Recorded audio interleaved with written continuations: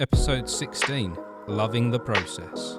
Introducing Christopher Jenner Cole on the BTS Creative Academy podcast. With me, your host, Martin Colton. Good morning, Christopher. Good morning. Christopher Jenner Cole. That's right.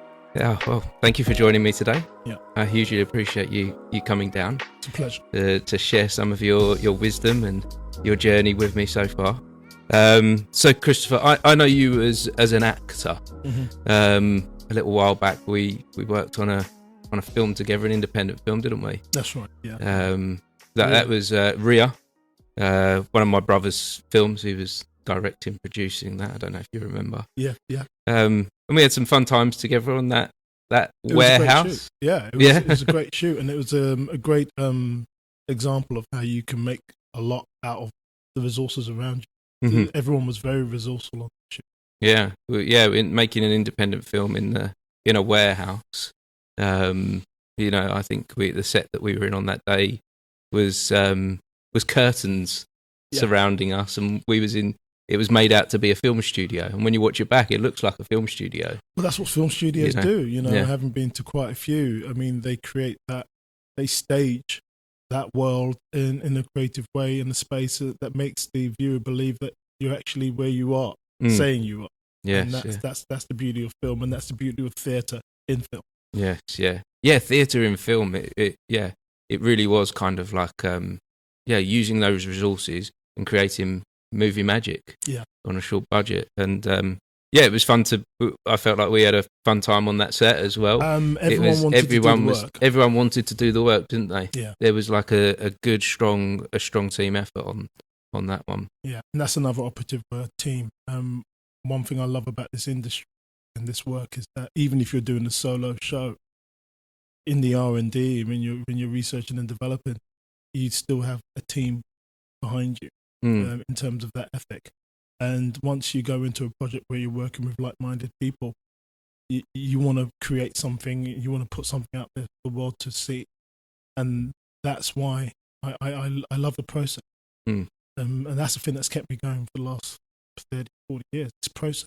Yeah. If you're in that creative process, it's the sweet spot. Whether you get an accolade, an award, even a next gig from that is always a bonus. But if you love the process, then you'll never be disappointed. Mm-hmm. So you say you've been doing this for 30 years now? I mean, it's been a funny ride because I've always loved acting. Mm-hmm. But my parents being very astute, and they came here in the 50s. It was tough, discrimination, had barriers, all that kind of shenanigans, and they worked as civil servants. So they bet on the smart.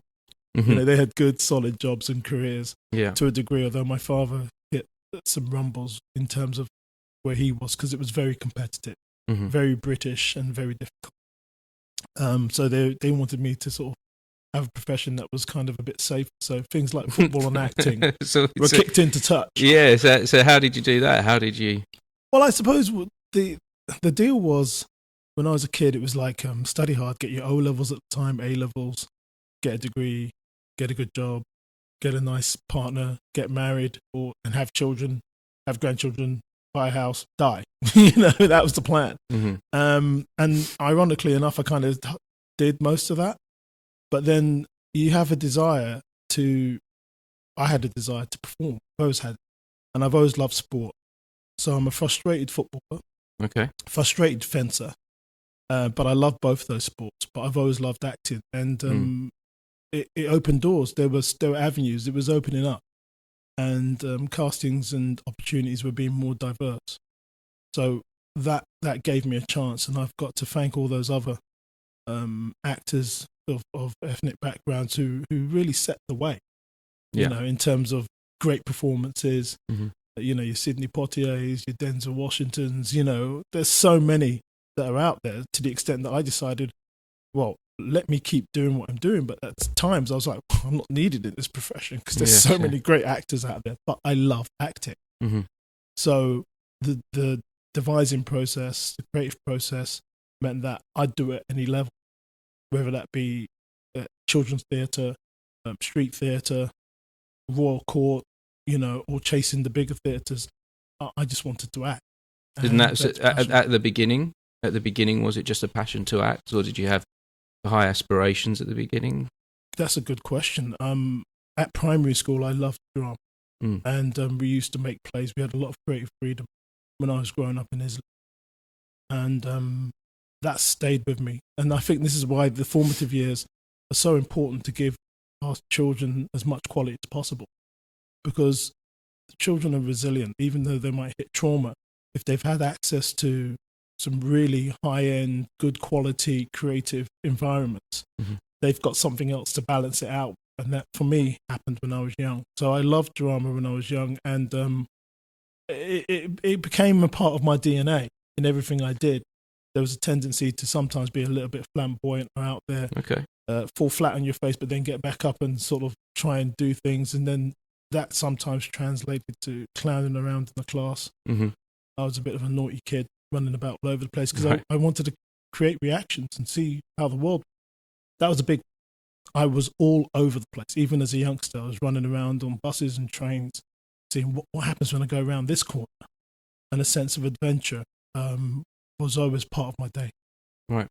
And that's, so you had the sport as well as the acting at the same time. So does the sport continue now? Yes and no. I mean, when COVID hit, it meant that, the football that I was playing sort of fell to the wayside. Yeah. I'm thinking about getting back into veterans fencing.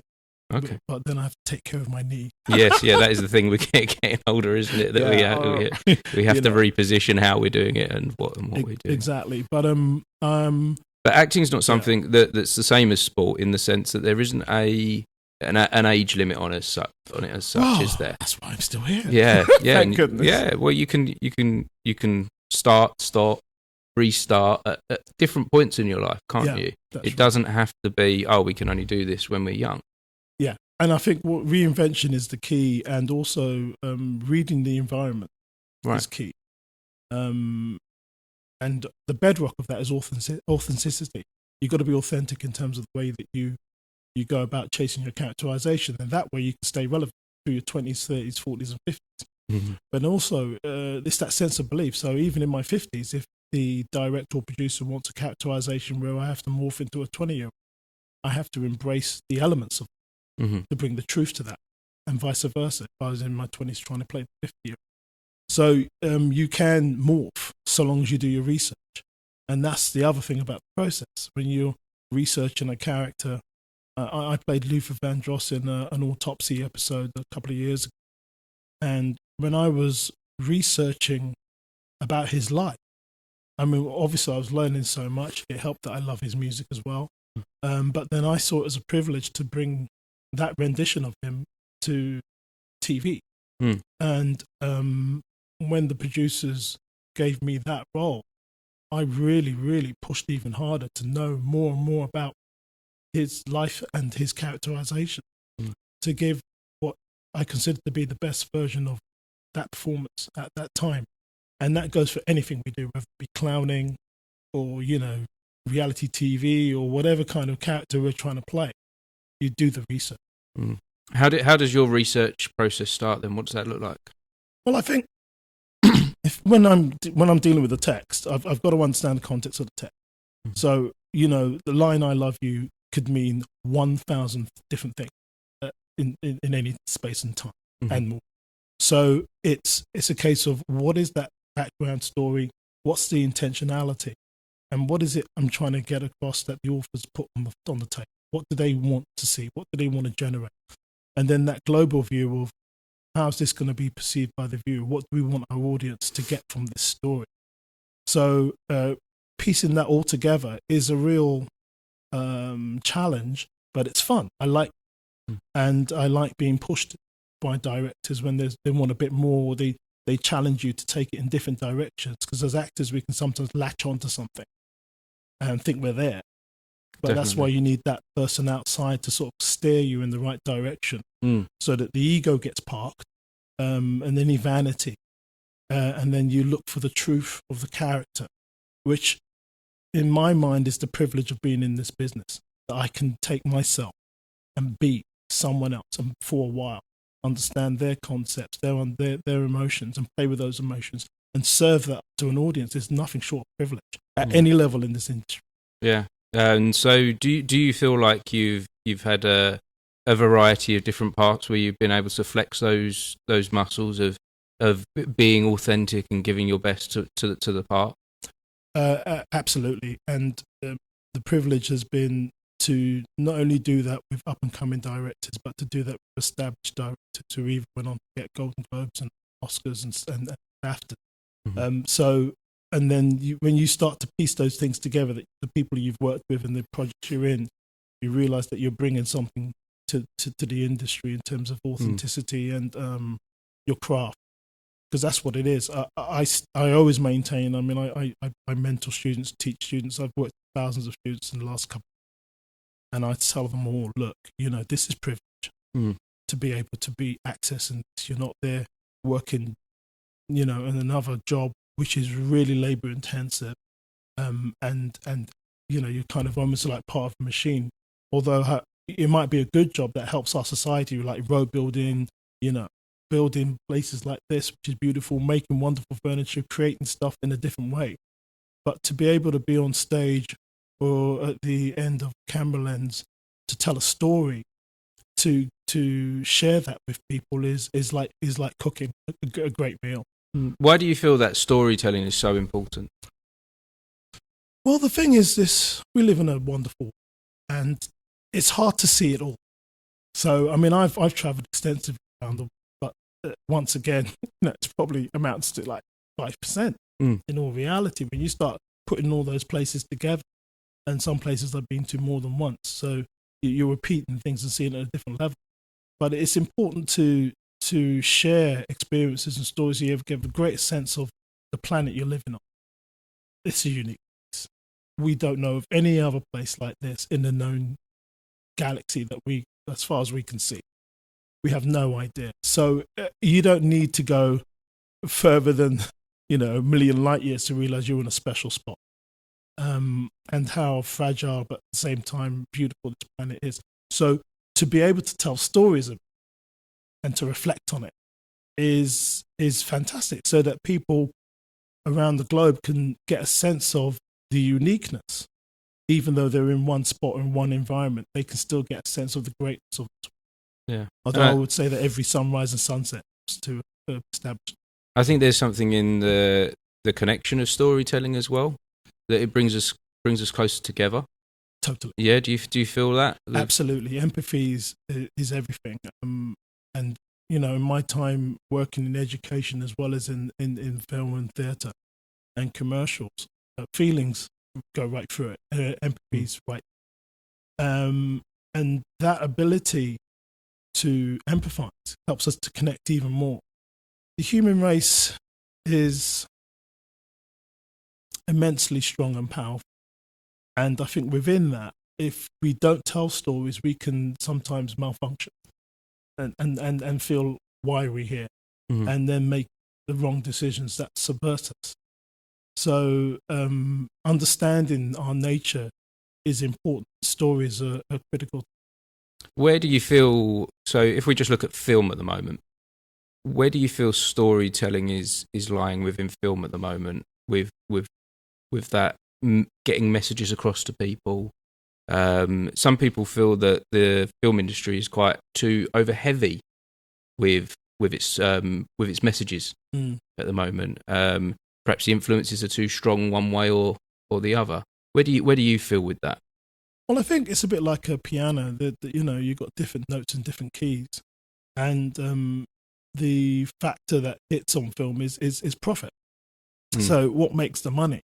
And that's how your sequels get into the game. Yes, yeah. And your independent cinema, has to find its own niche in order to survive. It's hard, because when you've got millions of people hitting on a certain story, it's hard to ignore that story's had a significant impact.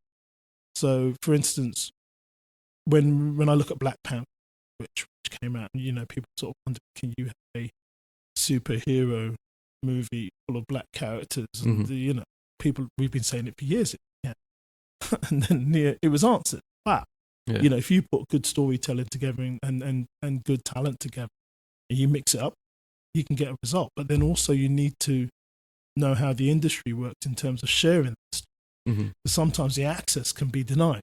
Yeah. And it's unless you get certain films, and you got certain companies out there that look for gems, and they go out there and they find them and they can promote. So that's how you get Sundance festivals, or sometimes in Cannes, a film company might see some production company or promotion company say, that is a great film, let's market it, let's get it out to the masses. And once you start sharing on those platforms, then you can get a bigger following and understanding. And this is why the internet is incredibly powerful right now for every creative on the planet. So do you feel like, from your position, that the film industry is going in the right direction? Well, I suppose if you're looking at the cinema aspect of it, I really feel there should be more independent streams. I think there's enough room for all of them in that respect, and that one, dare I say it, should try and help feed the other. So for your big blockbusters, make your money, but also invest in niche movies that help bring more audiences into the multiple or independent cinema. So that I think that kind of strategy of making your billions, marvelous, and helping others make millions, and helping grassroots film makers and creatives to grow, helps to feed the industry. It's a bit like creating a forest. You need your saplings, you need your seeds in order to have your big, trees further down the line. So, because we're seeing this at the moment, where these big blockbusters seem to be the only thing on at the cinema. Yeah, you get one or two creeping, but it is becoming one or two of the smaller independent films. But the bigger blockbusters this year in particular, they're losing a hell of a lot of money, aren't they? They're not making the money that they expected to make. No, I mean, COVID and other sort of world events have really sort of had an impact. They've really ruptured. I mean, I went to the cinema a couple of times after that. I could see the damage. One of our local cinemas, the Empire, the group, has closed. It was a wonderful multiplex, and there's a group of us in Walthamstow having informal conversations about what can we do to help. And I think sometimes, and this is the beauty of the space we're in, which is very community oriented. I think some of our big multiplexes could have more of a community idea and focus. And if I'd known that our local cinema was in trouble, I would have done more to support it. And I think there's lots of people in our space in Walthamstow who would have said, because we now have Soho Theatre that's coming to Walthamstow. There's a really big groundswell, but they're doing a lot of outreach in the community to make sure that the roots are really set in. So it is a success. And the warning of the cinema has been, if we don't support that, then we're going to lose that resource. So we need to stay in good communication. So you also mentioned that you do some mentoring. So is that your way of being involved with the community? Is that the Lime Trust? Yeah, I mean, I've been chair of the Lime Trust now. We're an organisation that's been around about 10 years. Actually. I was there in the inception of that, and I've been chair for over 5 years. And we are giving opportunities to youngsters in East London, parts of North London, and also Peterborough, and special schools and primary schools. So one of the things as a chair is I want to make sure that our students get access to the kind of information and resources that give them credible skills to go out and have a good lifestyle, and earn a living and have a career. So all my background in relation to that also was a head teacher. I'd won awards and raised millions for schools as I in that capacity. And I believe that we, once again, like I was saying about cinemas and big blockbusters, need to give to grassroots level so that we can grow the creatives of the future. Otherwise, it doesn't work. You've got to give. I mean, so many people have given to me. And one of I had to have a coat of arms. I think it would be grateful. I feel I'm grateful for what I've been exposed to and given over. And that's even with the harsh time. So yeah, I've had traumas and events, but with the amount of kindness I've had, it trumps it like 20, 30 times over. Where do you think that comes from? The gratitude. Yeah. Well, I mean, my parents worked very, and they made it quite clear to me, Chris, in the context that you're growing up in, it's tough. There are barriers, and if you don't put it in 10 times more than your white counterparts or people around you, then you're going to get caught slipping. So that was really ingrained in my DNA, to the extent that where I have met barriers, it's a bit like rock climbing. Done that too. You're like, you've got to find a way to get to the top.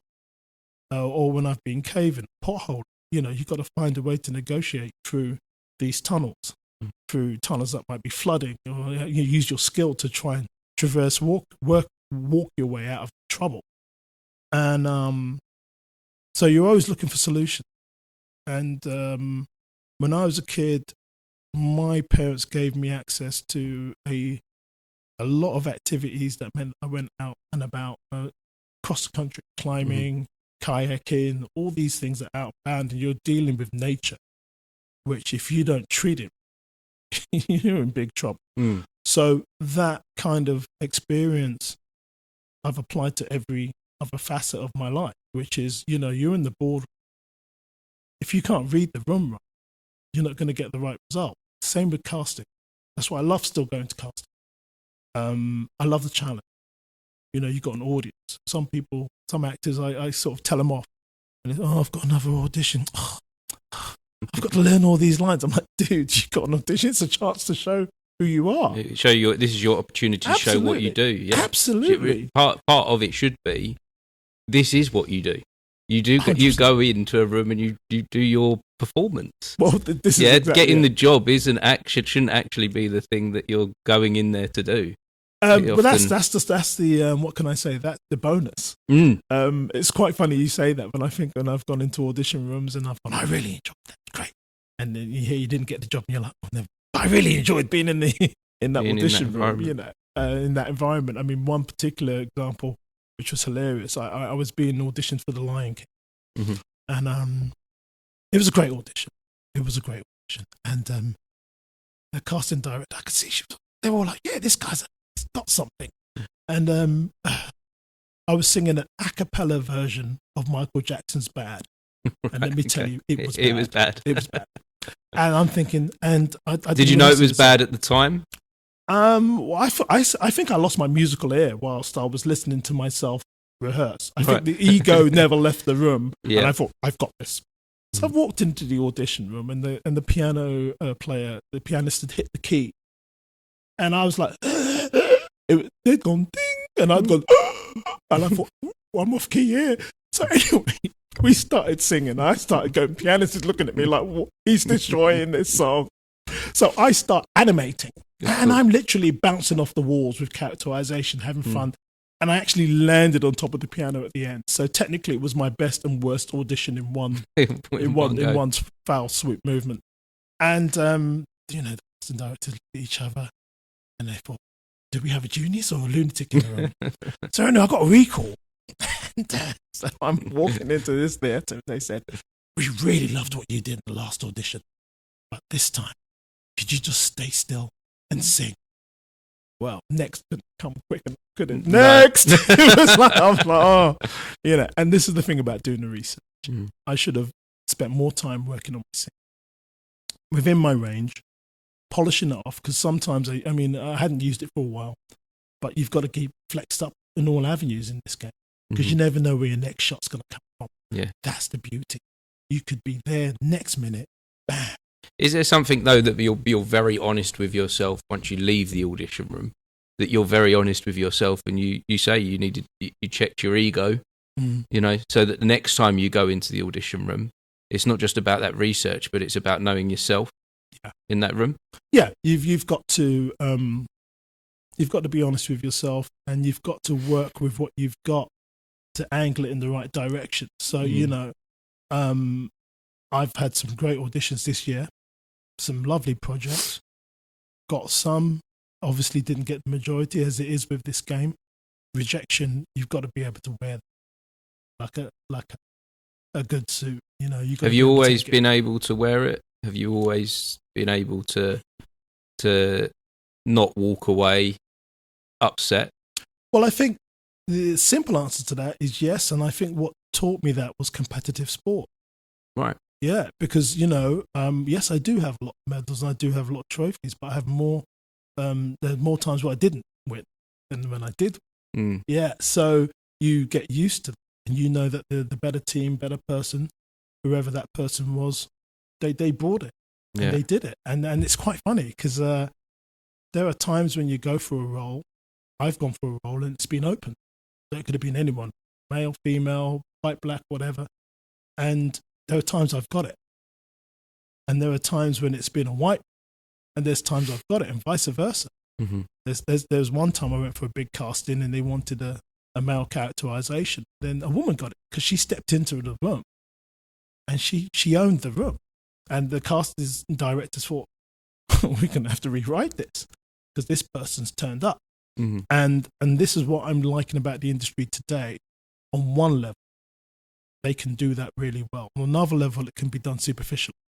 Where what is it that can be done really well in terms of deciding to change the characterization or change who you want in that role, whether it's male, female, black, white, transgender, whatever. You're opening up the field, and a lot of producers and directors and casting directors are opening up the field because talent is coming from so many different directions. Yeah. And that, I think, was the beauty of films like Black Panther. Mm-hmm. There were so many good actors in that. M'Baku, I mean, no one saw that characterization coming. He was amazing. And you're looking at that, and I've worked with Daniel Kaluuya in theatre, and I've seen his work ethic, and he's just grown from time to time and in space. And there are lots of youngsters who, when they're given that opportunity to create, be involved in dramas, they've got stories to tell, but they can also help tell stories. It's wide. Mm-hmm. And as a chair of the Lime Trust, one of my sort of secret ambitions is to build a studio, especially for our special schools, which has good disabled access. Because, they've got stories to tell, they've got characterizations, and I've worked with some disabled actors in the last couple of years, and they've brought quality and an insight that is needed at times. Well, I say at times, it's needed wherever it's needed.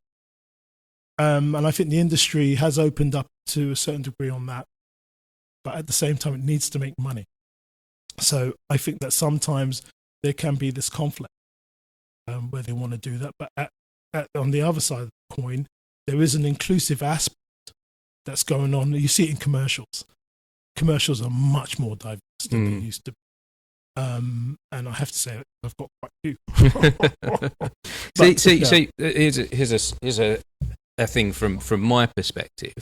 I've, over the last 10 years, seen less and less commercial opportunities for a middle-aged white male. So I feel like, not in a negative way, but I feel like the door is being closed on my type. I think we're in an era of trying to find some balance, and so them scales are gonna go like up and down for a while, aren't they? Yeah. But how do you? I feel quite hopeful that we will find an area of balance. I feel like there is enough room for everyone. Oh, but there is. I mean, one of the things I also work in production, so I was working on a project with ITV through Triforce Creative Network, which I've done a lot of work with over the years, and I was the floor manager in a show called Sorry I Didn't Know, quiz show, black quiz show, black historical quiz and factual quiz show, and we did the pilot in 2016. ITV, they opened the door, didn't quite take off, but then a couple of years later, events changed and world events happened, and then they commissioned it. They came back to the idea. Yeah, came back to the idea. It's the fourth series is happening now. And what was really wonderful was we were getting a lot of stars coming out, lots of people from different black backgrounds and ethnic backgrounds.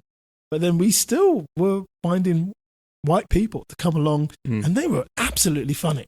and added real quality to the show. And I think you're right about the balance. It will have to balance itself out, because the industry obviously was more male, white dominated in terms for a very long time. Yeah. To the extent that it's black school first black screenwriter when these things have happened recently because of the diversity and the channels opening up. But I think that when we're looking at quality, and obviously with the internet, has helped to just give a foothold, such that where you're being marginalized in one area, you can actually open up an avenue, and there's some very good people who are working on the internet who are finding their niche that wouldn't have found it in the mainstream, because they're sort of slightly being shut down either through positive discrimination or the fact that the fashion's changed. So, as someone who's led many campaigns, commercial campaigns, it worked. I worked for them. I was a solution for them. And when I've reprised the role, that's often been an indication of it. But there's a life span to that. So that relevance can only be there as long as one's still winning, and then they move to something new. So, for instance, Hugh Jackman did a Lipton iced tea ad, right? Okay. And he was the face of that. And I remember going for a role in Lipton iced tea, and I did my research. So I watched quite a few different people, and I watched Hugh Jackman's version. He did one, I think it was based mainly in Russia and the Far East, but it was a really great video. He was dancing and having fun. Anyway, to cut a long story short, I got this gig. So I'm out in Cuba filming this ad, and I'm literally a chief in a chair. I'm sitting in a chair like the whole week, just being a chief. And the directors looked at me and said, "Chris, we've got 5 minutes left in the camera. Got some film left. Would you like to do something?" He'd been sitting in that chair, baking in the sun, not that I was complaining. So I looked at the setup and I saw the jib and everything, and I thought, okay, they cued the music, bam. So I jumped in, did my thing, thought nothing of it. When the advert came out, that formed the main part of the ad, and I was absolutely shocked, because literally it was one take. It was an improvised moment that you just went with at the time. Absolutely. And you sort of think to yourself, wow. And this is what our industry has. People are coming up with magic, and the landscape has opened up. So now you don't have to be waiting in a queuing system to be seen. You can put your resources together. Technology's moved on, and you can put it out there for the world to see, for the world to judge or appreciate what you're doing. And so there's a lot of people that don't like that, the way that the landscape's opened up. I'm embracing it with what we're doing here. That you've got social media platforms, you've got channels where you can put videos out on, and I think the opportunity to express your craft, express your creativity, if that's what you truly want to be doing, it's there for you. It might not be, all these things might not work for you if you're seeking fame. Yeah. It might then if you're seeking just to, be famous, it's very filtered in a diluted industry. But if you're seeking to express your creativity, the world is, you can put it out there now. You can make a phone. You can make a phone. You can make a film on your phone now, can't you? And you can share that with whoever you want to share that with. And you can do the creative. You can do the creative thing, and not necessarily have to go through gatekeepers for people to say yes. Well, I mean, it's funny you should say that. I'll give you two examples. I mean, Tangerine was a film that was filmed in LA. Just after I'd been working in LA on another film I was helping to produce at the time called Love Addict. And in and around that time, Tangerine had been filmed. And it was filmed on an iPhone? Yeah, it was filmed on an iPhone. They made good use of natural light, and they made good use of talent. Oh my goodness. They had so many good performances in this movie that it was kind of confusing how they put it all together. But then, we've worked on movies together, and we've talked about that on the films we've worked on. And Magnolia Pictures picked this and just slapped it in cinema. Literally just grabbed it and made that work. And when I think of the time when I was in Rio many years ago and City of God, if I'd known City of God was being filmed, I would have stayed in Rio longer. I didn't realize that was going on. And this is the thing about keeping your ear to the ground. Mm-hmm. Sometimes you can be somewhere in the world and something's happening in your profession. And you might get an angle and get involved. But City of God, another great movie. Great characterizations. The community came together. They really picked up the talent. And those two films are really good examples of how you can do things using technology and local resources and make a statement and really a jewel that you can serve up with the world. The technology and the internet has opened that up, and it needs to happen because otherwise you have a concentration of power. And I think in anything, any relationship, any situation, if you have a concentration of power, you can have all sorts of problems happening. It can turn septic. It can turn in on itself. Well, I guess that's where the message in the storytelling is important, is we've got this landscape now where we can share these different stories and these different messages, and we don't have to have that powerhouse telling us exactly what that story and message has to be. Exactly. And you've got an audience that's diverse. And the thing for me, as someone who's run organizations, and, you know, when I was a head teacher, you know, I was running school for over 10 years, was to share that power and also to listen, because otherwise you can't pull everyone with you on the overarching aims of the mission, which is to provide either a quality product or quality setup for as many people as possible. And the thing is well, I have students who sometimes say to me they want to be billionaires, and I'm like, great. Tell you what, if somebody gave you $1 billion, would you take it? Yeah, of course. Would you count it? Count it. Count the billion. Yeah. They automatically know that feels really difficult. Mm. You know, to count 1 million takes almost 2 weeks without having a break. To count 1 billion takes you. You don't want to do that. So the thing for me is one thing being rich and wanting to be famous, but the point is that every day is a process. Mm. Every day there are things going on. And it's like when I talk to footballers, because I've done a lot of work with different footballers, and I'm saying in any 90 minutes, it only takes a second to score a goal. So what are you doing for the rest of the time? So if I'm on the red carpet at a film premiere and it's that's a fraction of what was going on here. And sometimes on stage, even when people say, we really enjoyed that show, I'm like, you should have seen the rehearsal 2 weeks ago. That was, we had to bring it down, man. It was too hot. Yeah. And that's what really I love about this industry, is that even though I enjoy being on, let's say, on stage or in front of the camera, from day one of rehearsal, you could have hit pieces of gold that help you with the characterization and to be fair, help you with yourself. Because there's always something more than the money that you get in terms of human nature and flexing your muscle. Because at the end of it, I think we all want to belong to something, and we want to be appreciated, if not loved. Mm-hmm. And when you're acting and putting yourself out there, the vulnerability is huge. So to feel a bit of love on the return is amazing. Mm. Even if you're in Edinburgh and there's one person in the audience and giving you that love, and you're like, great. I mean, I've been in some auditoriums where there's no one there hardly. You've really given them a performance. They've gone, wow. Mm. And then the next shot's packed out. So I can tell that you're not someone that's seeking fame through doing this. You're not seeking the money. You're giving me a little indication there with the appreciation. What is it you're seeking? Good question. Life is a gift. Every day is a gift. You know, you really don't need to be in a war zone or in a terrible situation as that could all end. And I think once again, what really triggered me is my father died the day after my 80th birthday.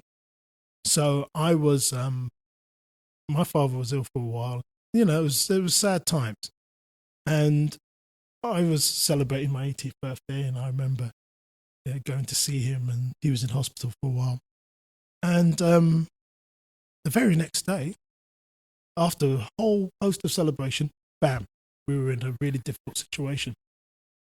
And as a head teacher, this happened to me as well when we had done a TV program for the BBC. My kids were involved in it. It was marvelous. They were coming in to do some more interviews with us, and the next day, boom, it was 7/7. Bombs had gone off. Wow, what just happened? And then suddenly, the world had changed. So, with just those two examples, and there's millions of them, one day can be amazing. It's like a carnival. It's the best day of your life. The next day can be complete darkness, and it can be terror, and it could be the worst. So, with that being the case, being in the moment and making the most of the moment was always central to me from a young age. And, you know, to get up in the morning and go, I'm still here. You know, great. What can we do today? Children's TV helped me a lot. I watched a lot of adventure TV, and one program which shows my age, Mr. Ben. Yes, I remember Mr. Ben. Mr. Ben. Yeah, Mr. Ben was a dude. He'd get up, he'd go to the store, he'd put on a costume, we'd go and have an adventure. I love Mr. Ben, and Mr. Ben's totally underrated. Really? Tell me more about Mr. Ben, because I've vague memories of Mr. Ben that he'd go into. His setup was he'd be a normal everyday man. That's right. But he'd go into this fancy dress shop, pick out a costume, and then go on an adventure. Absolutely. Yeah. So how has that story affected you then? Everywhere I've been. I mean, I much to my partner's sort of concern, I have a lot of costumes. Right. Okay. Yeah. And you know, when you put on a costume, it helps you with the characterization. There's no two ways about it. Having said that, I can do it in all blacks as well. I love that challenge. Yeah. Of black theatre. Love it. But when you're putting on a costume, it's great. And as a primary school practitioner, which I trained as, I used to give it to all my students. And if you go into any nursery, you see the kids doing a lot of makeup, and it's wonderful to watch. It's a great process, and I think we should continue that process right through education. It might be 5-10%, but right through, you know, primary education. That access to telling stories and being different people should be. So, when I used to watch Mr. Ben, I was always intrigued by it because it's a funny animation. It's not exciting like anime or very 2D, wasn't it? Yeah, it's very flat. But it was good storytelling. I think what I saw from that story is that an adult can play. 100%. Yeah, an adult can have this normal everyday life, work an office job, but he can put on a costume and have an adventure. And I think as actors, as adults, maybe that's what we're trying to do. We're trying to have an adventure and share it with others. Yeah. And I think this comes back to my point about I think privilege. And every time my agent contacts me, I'm delighted, and I'm chasing things. And it's great to be thinking for the last 12 years in and out. The vast majority of that time, I've just been chasing my own vibe in terms of what I want to do. I don't know where I'm going to be next week. If it wasn't for the fact that I was training actors, that gives me a nice little anchor, as well as family life, which is important. It's good to have people that you love. So even if you haven't got a family, if you've got a good group of friends, they can be your family. And so it's nice to have a core of people that you can draw upon, honest feedback, warmth, love, encouragement, and that's key. But every day is an adventure for creative, and the chance to make something happen. And I think for people who might not see themselves as creative, they're not realizing that in saying that, they've automatically been creative. They're not seeing them. Oh, I'm not really creative, am I? And you've just created a scenario. To try and not be creative is almost as hard as being creative. And that's a kind of philosophical way of playing with light and dark. you can tip one way or the other. So I might think I'm a really miserable character, but within that, I can bring joy because I'm really miserable. I'm not too sure. And everyone finds that kind of funny. At the same time, I could be quite funny, but sinister and scary. So you got your Joker, something, so you're a bit funny, but actually kind of scary. And you might have someone who's a bit more serious, but then actually they've got certain love in them. And that's that kind of yin and yang balance that's there. Now it's playing with that balance. Playing with that sense of balance is important. As human beings, we do that all the time. So when I'm training students, as I do up and down the country, and most notably in Leeds, because I'm connected to the Met Film School, and I work with some of the actors up there a lot. Can I ask what is the Met Film School? The Met Film School is a film school that was set up by a group of wonderful professionals about 17 years ago or more. Johnny Percy's the main lead at the moment there, and it's in London at Ealing Studios, up in Berlin as well, and in Leeds. Mm-hmm. So the Leeds campus opened last year. So I was invited to go up there to see whether or not I could fit in on in the team. And in what kind of position is that? That's tutoring actors. Mm. Yeah, so on a BA course for acting, for screen acting. And I looked at the setup. It's a really great setup. But the Met Film School has been doing some great work, and they're vertically integrated. So that's writing, creating, production, marketing, distribution. The whole organization is vertically integrated. It's just a power. And students have been involved in some of the best projects on the planet decades. Say decades, so at least the last 10. So to be part of that has been fantastic. And it's kind of like it helps generate. I do things for them, and seeing them work really gets my creative juices going as well. I do love it. It's a great setup. Yeah. What is it you love? What love about it? Once again, stepping into the studio and creating new worlds, and playing with characterizations, and how you can problem solve in terms of lifting things off the page, but also play with different scenarios. And coming back to the Mr. Ben, going on an adventure. So what you can do is not only have an adventure in your own time and space, but you can create a new time and space, which ultimately is kind of it's freedom. Yeah, it's real freedom, and you'll find that with people who've been oppressed over the years. I did a play, Joshua Sobol, Ghetto, about the persecution of Jews in World War II, and I did a lot of research on that. And I lived in Hackney at the time, and I actually engaged with the Jewish community to get facts and information and figures, and he was so giving. It was ridiculously cool. I didn't think the doors would open up because you sort of, I'm used to prejudice left, right, centre.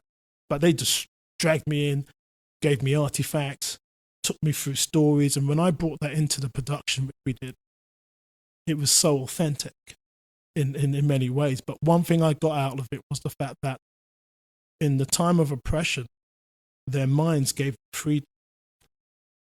They would dance in secret. They would meet in secret. They would tell stories. They would have visions.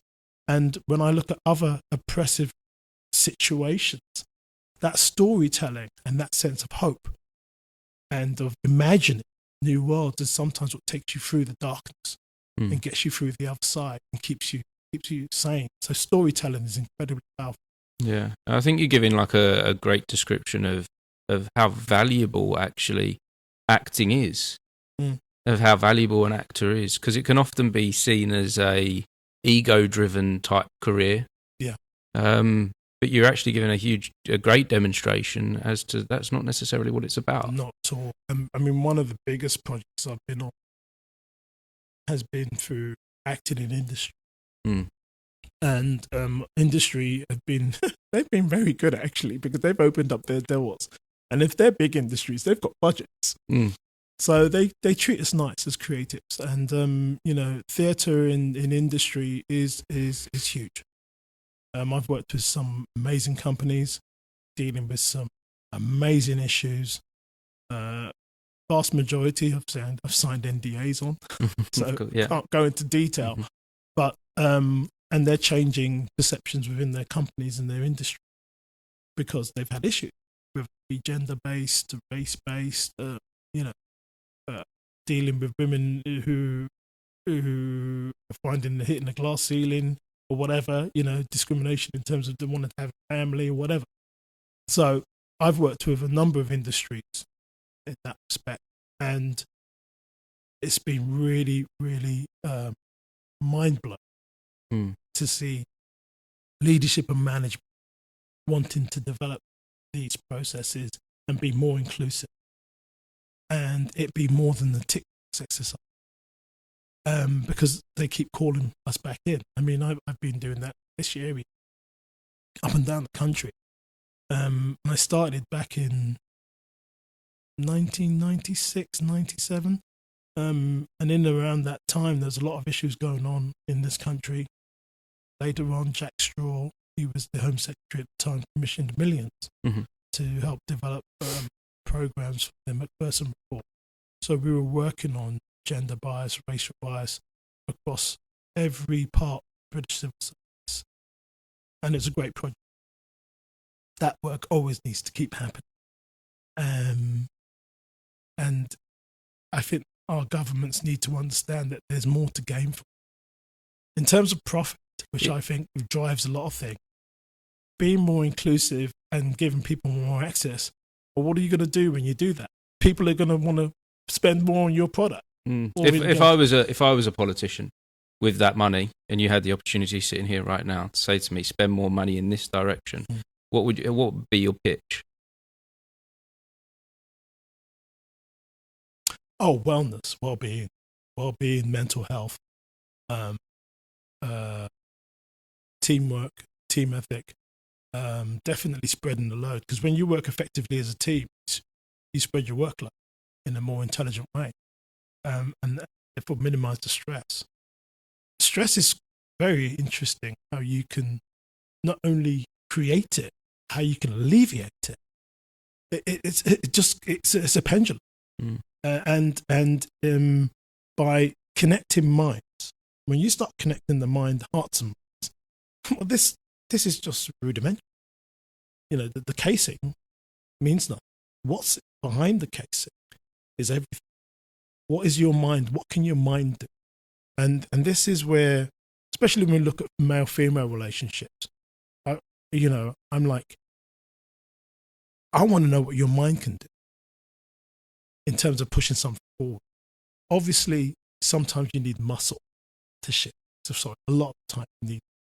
Fine, we'll get there. But from the inception of the thought, you've got to have bits going. And that the heart has to sort of want to be involved in it in terms of you're doing something to solve a problem, to make the world a better place. And so once you start to have that debate, the ego strips away, because you're like, we need to get a result. You're getting something over the line.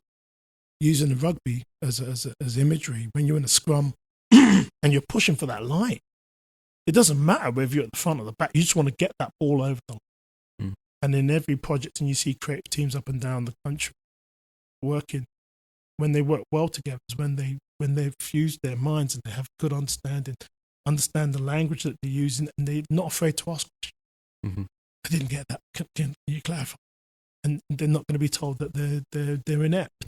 How would you, so doing acting can be quite a singular, it can be a very isolated place.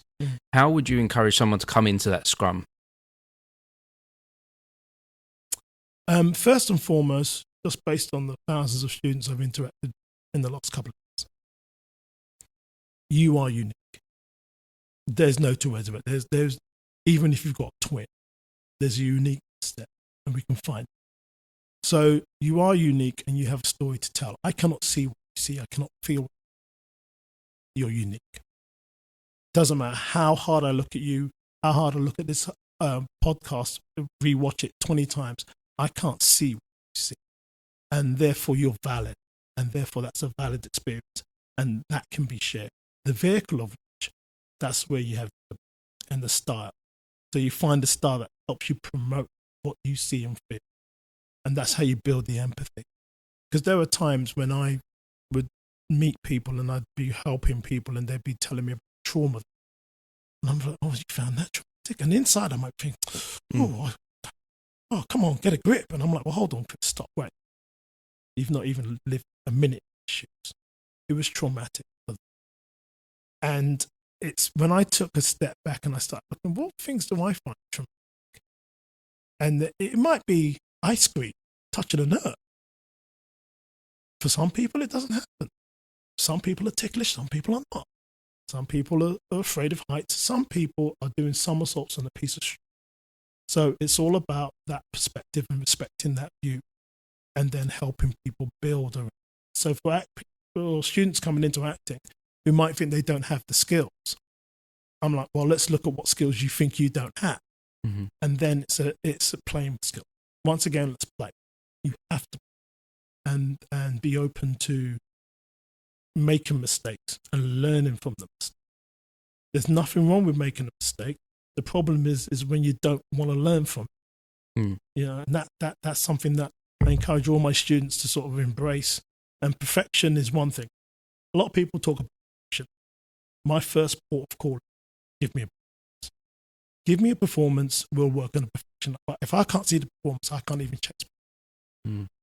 But perfection isn't really where I'm at. Like I said, it's about process. Perfection's in the eye of the beholder. I was just going to start to say that. It's all in the mind, the perfection. And it's almost unattainable as well. Yeah, absolutely. It's there and it isn't there. That's the point. And this is what's quite funny. This is perfect in its imperfection. This setup is good enough. It's crossed the line. Yeah. You know, and it serves its purpose perfectly. There's nothing wrong with that. At the same time, there are ways that it could be improved or not. Yes. And that's the point with everything. And that's that's every day on the planet.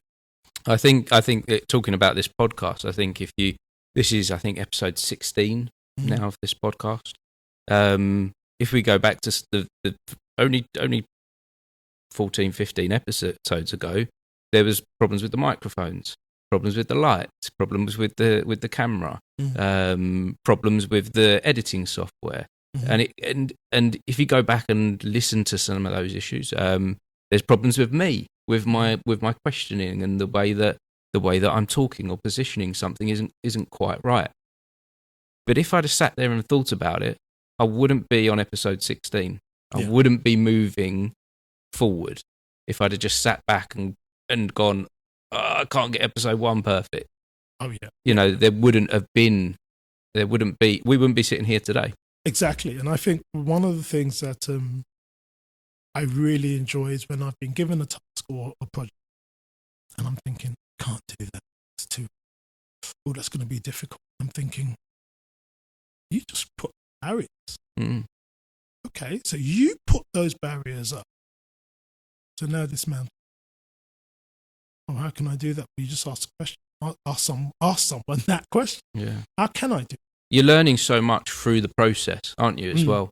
There's so much, your brain's if you're doing the process and things are going wrong, your brain's working in a better way than not doing them and just... Yes, that's right. And just questioning it and imagining and, and trying to polish up something that nothing is ever going to be perfect. Well, and different people are going to have different opinions on what that perfection is as well. Exactly. And I think the thing is that we've had so many great writers who have written about this over time, so it's easy to access if you really want to look.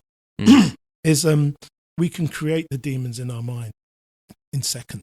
So, for instance, when I've traveled solo for decades, I've traveled solo, and sometimes when I'm stranded and I'm in the dark and I'm scared, I'm thinking, oh gosh, what's going to be in the darkness? And then it sort of dawned on me, well, actually, I'm part of the darkness.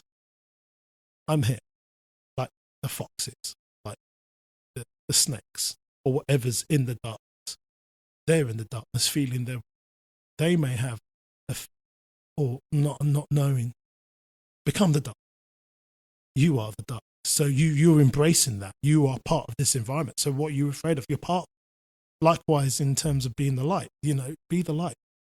Be the light And so you are morphing yourself, in a manner of speaking, to embrace your environment.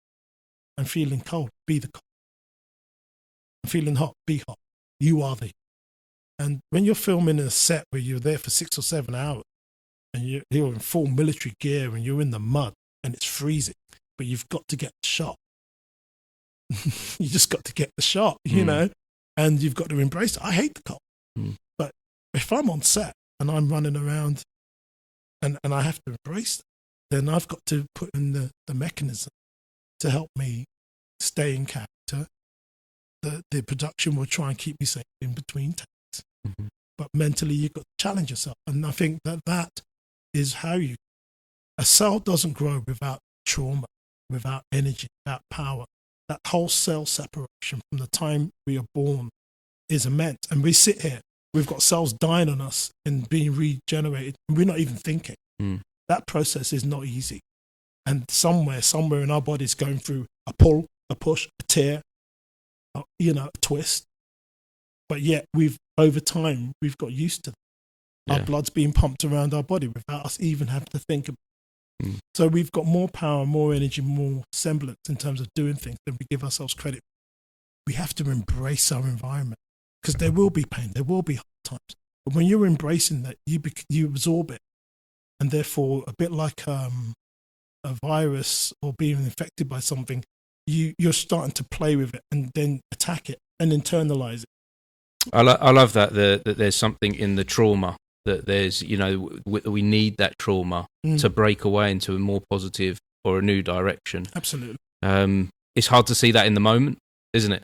When you're having that trauma, how do you fight? So let's say you're on, even a basic thing, like you're on a film set and it's all going wrong, or it's all really tough, because it sounds silly to a non-actor, actors complaining about how rough or tough a film set can be, but it can be. You can be in the mud, it can be pouring down with rain, and you might have to literally just stand there for hours. And I remember doing that on the set of Great Expectations. Brian Kirk was directing, and I was freezing my tootsies. But I saw something that I felt was gonna spoil the continuity. And I remember speaking to the second AD.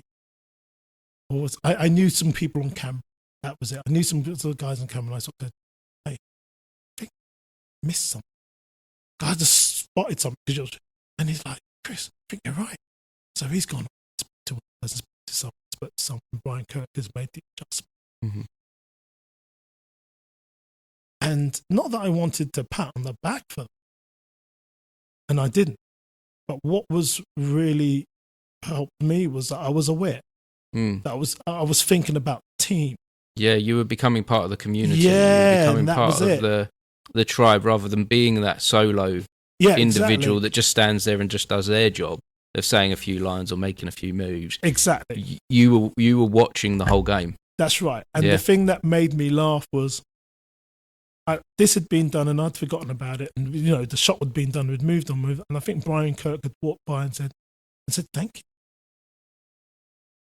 So the message has got around, "Oh, that guy helped out." And just an acknowledgement.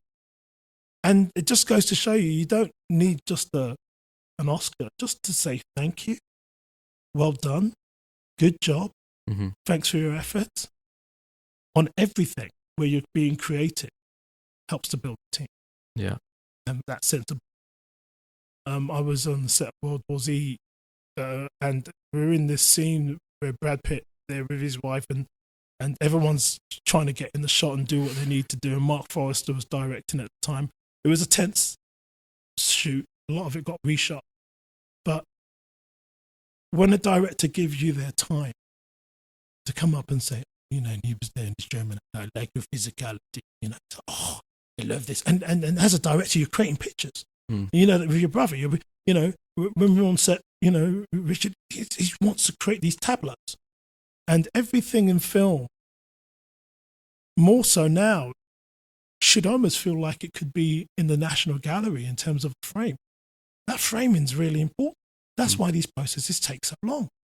This isn't random. you've really thought about how you lay this out. And when you sent me the picture, I went, what? Get me in that chair. The framing is important. And once you start to appreciate that and that detail, you start hitting higher levels of consciousness and appreciation of things. Yeah, so so that takes me back to that perfectionism, and I'm not saying like perfectionism is a bad thing in the sense of you got to care about what you're doing still. You've still got to care. You've still got to put in the work. That doesn't mean come away from perfectionism and don't bother. Yeah. It means keep pushing forward and keep creating something beautiful and keep building on it. Yeah. Yeah. Start where you can, where you are. Absolutely. But build and make that craft. Make that craft. Enjoy that craft. Be kind to yourself. Mm-hmm. When you need to rest. Being kind to yourself. Yeah. When you need to rest, rest. There's been times when I've been working on a project, I can't see, and I'm trying to do a 9 to 5. Let's get the solution done, but it wasn't going to happen in 9 to 5. It was going to happen from 5 to 9, or it was going to happen from the other 9 to 5, which is 9 in the evening to 5 in the morning, not 9 in the morning to 5 in the afternoon. And you've got to say to yourself, I can't do this. I have to retreat, reassess, recharge, and then when you're ready to go, when your body tells you you've got to go, you got to launch yourself into it because the body's ready, mind's clear. Yeah. And I think as an editor, I don't know when your best editing times are, but I got a family. I'm trying to run different projects. Sometimes some of my best edited between 11 and 3, dead and night. You couldn't hear a penny drop, and you're in the dark, going through things. Just settle, and you're finding those right times. It might not be all the time, but if you know you've got a hot time where you are just on the money, you've got to really take care of it. Yeah, and that comes from you can embrace that if you are kind to yourself, if you are recognizing them moments that things may be a bit difficult and you need to pause for a minute. Yes, and have a stop. I had a number of things building up recently, coming to a climax, and yesterday, at the end of that climax, at the end of that moment where everything had built up, I had a nap. There are a list of 10, 20 things I should be doing or could be doing. Even creatively, there's many things I should have been doing, but I was like, no, I need to stop because that's being kind to myself, and that means that the next day I can push forward even harder. That's right. That means I can go back with more strength rather than a place of exhaustion and not appreciating or living within the moment. Yeah, and I think in relation to that, I think sometimes where we can have an imbalance in our characters when we haven't had a grounding in many different disciplines, which is why as an educationalist, I think it's really important to have a spread of disciplines that our students are engaged in. So one could be learning first aid, obviously learning how to cook, build a cabin, build a bridge, understand how play football, fencing. And, absolutely. And our education system needs to step up a bit. Don't get me wrong, it serves us well in many different capacities, but we're in the 21st century and we're still sort of working on a pseudo 19th century, 20th century model. No, we've got to switch it. Yeah, it seems to be having two children that are in the education system, teenagers. I can see that the education system isn't always working best for them because it's stuck in a format of 100 years ago, working to produce a certain type of worker. That's right. That doesn't necessarily exist anymore. And there's a conformity that the education system want that isn't relevant anymore. Totally. And I think the sometimes systems and societies are afraid to change. Yes, yeah. And, it's like, well, get a grip. You can't help change. You can't stop it. No. So when you fight against it and you get the resilience, and that's when we come up against these problems where you've got all these kids that are very unhappy. Oh, yeah, and then you have these prejudices. I remember one prejudice I had some years ago, I think it was about 2008, 2000, when the DSLRs were coming.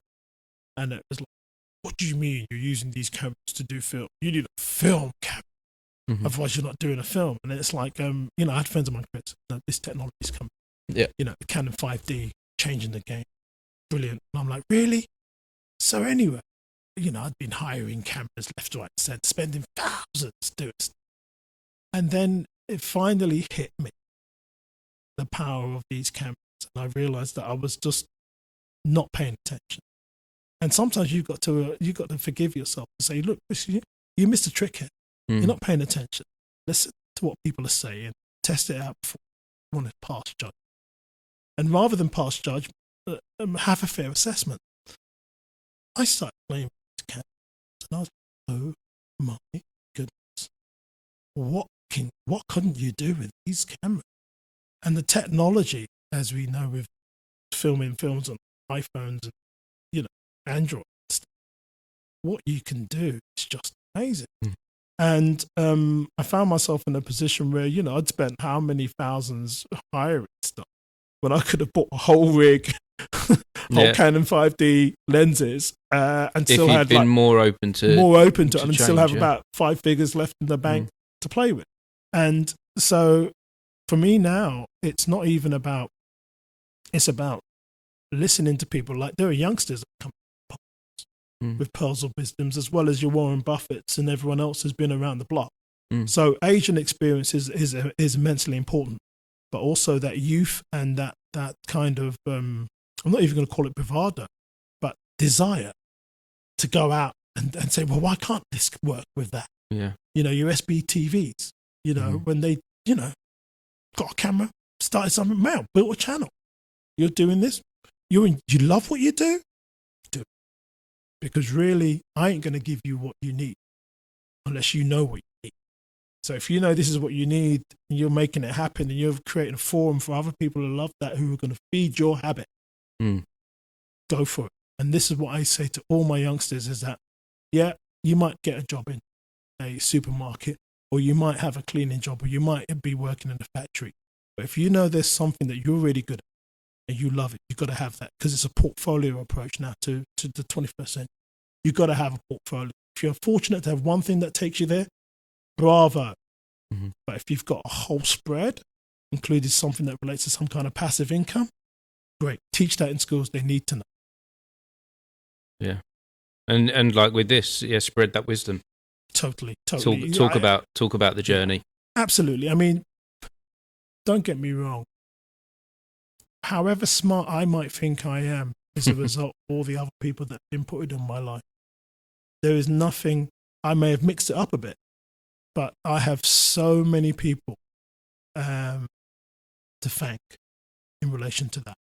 And this is why social media is brilliant for the world in one sense, in that people can pick and mix. But if they've got a good heart, that pick and mix can amplify what they're doing. But then there's a dark side to that. Yes, there is. And I think we're finding that balance with this worldwide communication network, that everyone can speak and everyone can shout. And I think we're in this era of finding some balance there. That's right. And some new understanding with how that can be embraced for good. We've seen the bad, haven't we, with how people can be on certain platforms like Twitter, can be full of trolls, and there's lots of bullying that goes on social networks. But there is, I feel like we're moving into an era now where we're using those platforms for storytelling and for spreading messages and for reaching out with some positivity as well. So there is a moment of balance happening potentially here. Yeah, of course. And I think the thing is also is that this technology is new. Yeah, we're only 20 years in, aren't we? Like, we haven't even got started. So and this is the thing about making mistakes. As someone who used to run a school, and I had to do sometimes with students when they were excluded, they'd done something really bad, they were excluded for 2 days, and parents would be like, "Mr. Cole, is my son being labelled?" I said, "No, they've been excluded for 2 days. They come back. It's like getting a red card. You take some time out, think about what you're doing, don't do it again. Come back, new start, get on with it." And the thing for me is, you can't go anywhere without making some significant mistakes. You must be joking. I mean, Simon Cowell, Really? Everyone sees Simon. I want to be Simon Cowell. Mm-hmm. What? The arcs he needed to go through to get to where he got to. Yeah. You know, every person who's had a successful business has had some successful. There's nothing I've had that's worth having. I haven't tripped up. You know, and when I got my first significant scar on my body, I thought, oh no, I've got a scar. I'm like, actually, that's just a sign that you're moving in that direction. Because you learn from that scar. You know, whether it almost getting my fingers chopped off speed skating, being knocked over while rollerblading on the street. Yeah, you got to be more careful. You got to be more. But also, you know how your body can heal and how you can take care of yourself and how you can prepare yourself and prepare yourself. And those things are just a rich tapestry of life, because this party ends. You know, this is, we know the story. Yeah. No, so we know the ending to the story. So that's why the journey is important. Because, you know, I can't tell you that the wars I've been in, actual wars, when technology is failing, your plane's dropping out of the sky at 1,000 feet, you think that's the end of it. You're like, at least I had a good time each day. So no matter what happens when I leave this building, or tomorrow, or the day after, from the time that I was a kid, I've really embraced as many days as possible. So I know I've had a really good time. There's no two ways about it. I've had a good time. I'm having a great time. I may not be rich and famous. That's an illusion. That's just another destination. I may not be poor and destitute. But I know people in both those camps that have had great times. That's the scary bit. Rich and famous, had a great time. Poor and destitute, had a great time. And flipping the other way. So really, it's all about the experience. It's about what you're doing in the here and now, and about the processes that you enjoy, and the way that you share that with people or embrace it. And once you start hitting that philosophy, I'm not saying you become laissez-faire, but you become more driven in any project you're in. You invest in where you're at. I'm here, I'm with you. This is what matters right now. Not whether I left the iron on, not whether my kids are behaving themselves at home or not, or whatever. It's in this moment. And this is what the internet, the power of the internet is giving people. And that's people who might be using it inappropriately, might start asking questions, because we're connected. We are connected in many ways. And there's only so much in any direction you can go before you start feeling the pull, or the forces of nature and our existence. And it's about playing with it. It's like the sea. On the sea, you ride it. You don't control the sea. You work with it. And that's the way I see life. Yeah, that's a really beautiful note, I think, to end it on that philosophy. Yeah. I think you've shared some beautiful wisdom here today, Chris. I really appreciate it. That was the BTS Creative Academy podcast, Uncut. I appreciate you joining us for this conversation. If you'd like to drop into more conversations, just search the BTS Creative Academy podcast, wherever you get your podcasts. And to make sure you don't miss any future episodes, don't forget to like and subscribe.